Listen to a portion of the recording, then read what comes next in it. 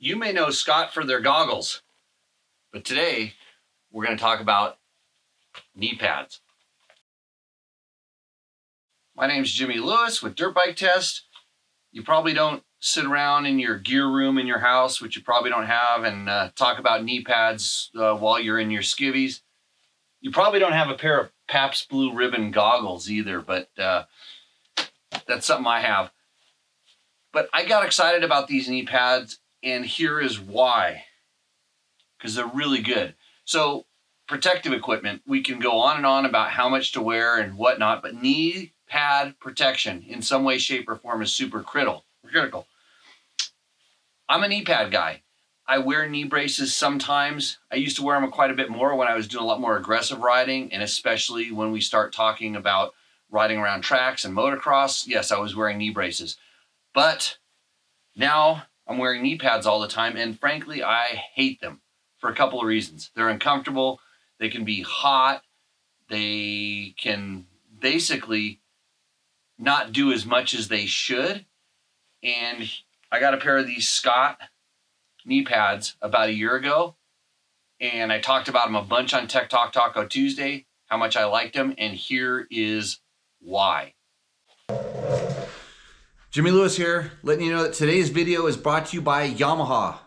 Yeah, even when we test other bikes. Yamaha supports this channel. They've been helping us for a while now, and in all honesty, they like that we have honesty. They support us because they have no problem knowing that we're going to tell it like it is. So when you're watching these videos, know that they're helping us create this content. And I'll just tell you straight up, I'm a big fan of a lot of the Yamaha stuff. I like the YZ 2-stroke, simple, carbureted. My YZ 125 is right there. It's an old one and it's getting a clutch. The YZ 4-strokes have the power tuner app, class leading. I love it. This is the kind of stuff that makes, for me, riding fun, and Yamaha wants to bring it to you. So with that, head down to your Yamaha dealer and tell them Jimmy Lewis sent you, and they'll go, who? Dirt bike test what? See you out in the trail. So enter the Scott Softcon Hybrid Knee Guard. And let me tell you, this thing is good. It's got D3O protection. The pads are removable. They're in all the right places. It has Velcro adjustability, available in small, medium, large, and extra large. It tells you which one is right and left. And for somebody like me, that's important, even though I don't know which right and left is, but I usually get them on the right side, the right way. And they're fully covered in the back, which means they don't move. And so I pretty much used every kind of knee pad known to man over my career. And so putting them on, simple. In fact, I don't even loosen and adjust and readjust anymore. So that's it. They're on, ready to go. So the pads, it's got this hard plastic shell here. And then down here, which is kind of in the boot, has a nice D3O pad. On the sides, kind of here where you're, could take the impact, but not likely. So this plastic shell sits on top of another thicker pad. D3O, D3O, D3O. It does have adjustability. And I can tell you that ever since I adjusted them the first time, I haven't really changed it. I got them to where they're snug. The way that these parts move, they never come loose. They're good. So the durability has been insane, and I've used them. I mean, you can kind of see that there's some rough spots and polished spots and things. Since I've been running these, I've not had we'll call it a impact or any kind of knee pain. And compared to other knee pads, they're just not hot. It's like they have a better cooling ability. They don't get sticky, they don't pinch, they don't rub in the wrong places. Especially the back part, since there's no Velcro straps to come untangled, it doesn't get hooked up on your pants when you're putting them on or taking them off. It doesn't get stuck on your socks. It doesn't pinch inside the boots. Knee pads aren't going to help you from twisting and stuff like that. They're going to kind of work on the impacts.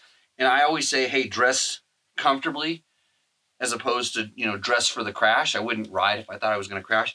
But these are in all the right places. And one of the things, so on other knee pads, and like I said, I've used a lot of them, they have open backs that maybe are supposed to make them easier to get into, you know, different ones. And these over time, you know, these, the Velcro on these kind of still works, but the straps kind of got going. Here's other ones that are mostly plastic.